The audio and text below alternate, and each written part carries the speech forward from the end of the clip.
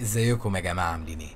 قبل اي حاجة نصلي على النبي وما تنسوش تعملوا سبسكرايب للقناة عشان توصل لكم كل فيديوهاتي. النهاردة بقى هنعمل مجسم لبرميل خشب بالكرتون، وهعرفكم ازاي تدرجوا الالوان عشان نوصل لشكل الخشب، وازاي بالالوان برضو نعمل تجزئة الخشب. فيلا نسمي الله ونبدأ الفيديو بتاعنا على طول.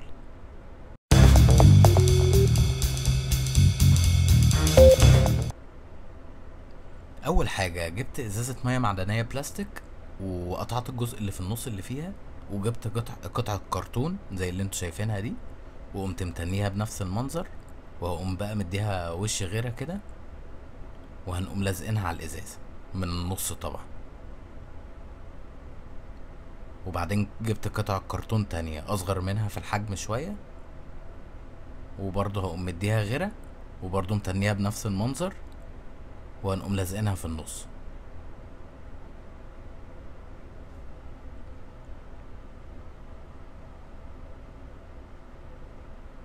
ده بقى شكل الشكل اللي هنعمل بيه الخشب، او الشكل اللي هنوصل بيه لشكل الخشب بتاع البرميل.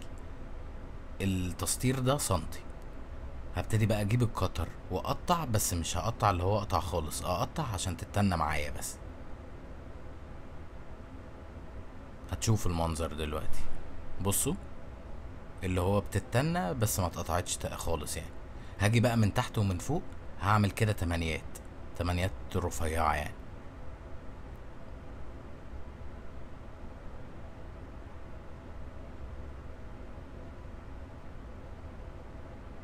بصوا بعد ما خلصناها، انا بس بشوف المقاس تمام. هنلزق بقى الكرتون بالغيرة،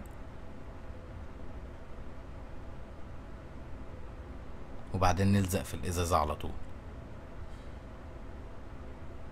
هبدأ بقى اضغط من فوق، واحط واجيب اساتك واحطها عشان تثبت معايا الكرتونة في الازازة من فوق ومن تحت. هنعمل نفس المنظر اللي انتوا شايفينه.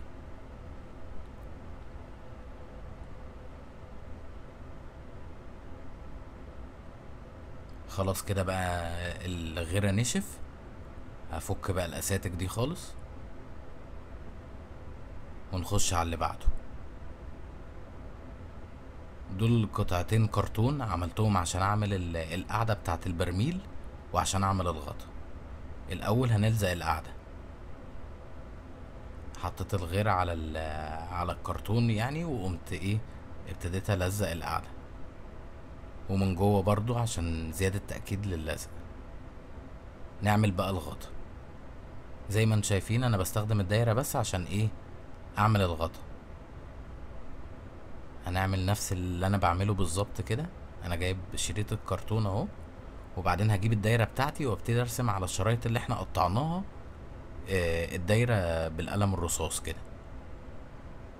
وابتدي بقى ايه اقطع بالقطر.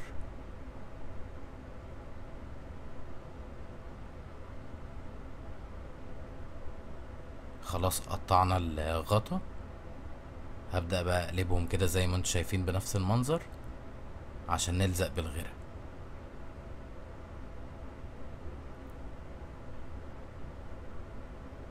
على بقى ما تلزق، على ما الغطا يلزق بقى نبتدي نعمل المرحلة دي. انا كده جايب مية بالغيرة، مية وعليها غيرة، وجبت المناديل بتاعة المطبخ، وابتديت الزق بنفس المنظر اللي انتوا شايفينه. خدوا بالكم بس ان انتوا ايه، التفاصيل تلزقوها كويس.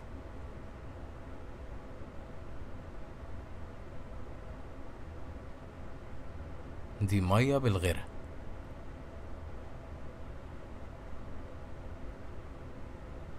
شوية مية كده ومدوب فيهم غيرة وشغال. الغطا خلاص نشف. هنعمل نفس الموضوع اللي عملناه في البرميل.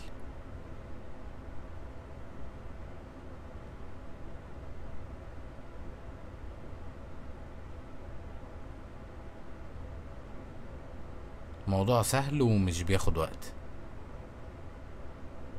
خلاص البرميل بقى نشف خلاص. بعد ما نشف هجيب الغيرة، وادي بقى وش غيرة للبرميل، وبرضو الغطا.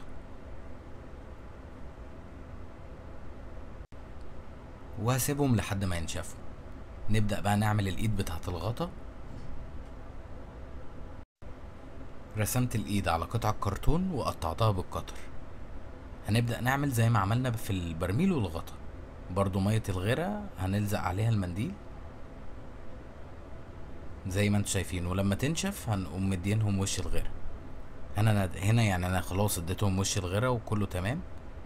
هبدأ بقى ألزق الايدين في الغطا بالغيرة برضو. نخش بقى بعد كده على المرحلة اللي بعدها، هنلون. جبت لون اسمه سينا غامق ولون ابيض عادي، ده السينا الغامق. هحط منه نقطة وعليه نقطة ابيض، وابتدي ايه ادخلهم في بعض، وابتدي امشي مشي عشوائي كده على البرميل، بلطش يعني. مش هنلون البرميل كله، خدوا بالكوا بس، يعني حتة تبقى اللون خفيف وحتة اتقل اللون كده. هجيب بقى لون بني وحطيت شوية مية، وهبتدي بقى ايه حبة بالمية زي ما انتوا شايفين المنظر كده بالظبط، وحبة احط اللون على طول.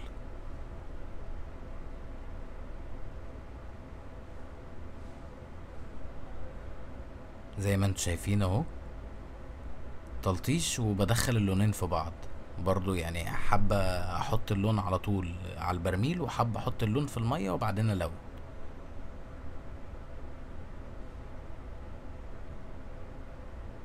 بس بوريكوا حتة وهخلصها بقى وايه واوريها لكم في الاخر.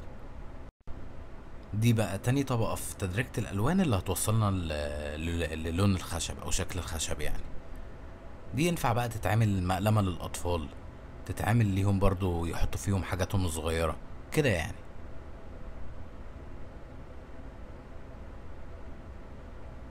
هنا بقى بعد ما خلصناها خالص ولونتها ولونت الغطا وكل حاجة، نخش بقى ايه على اخر مرحلة.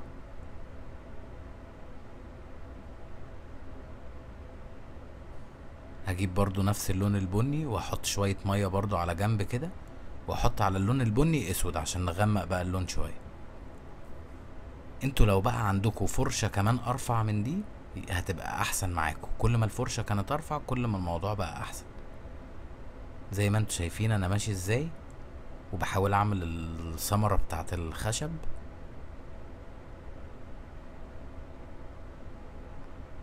احنا كده بنعمل في التجزيعة بتاعت الخشب،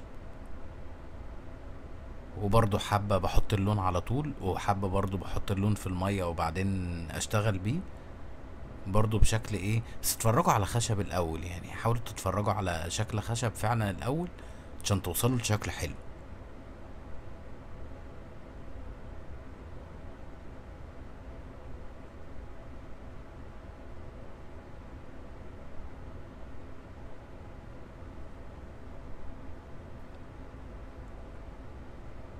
انا بحاول اوريكم المنظر بس.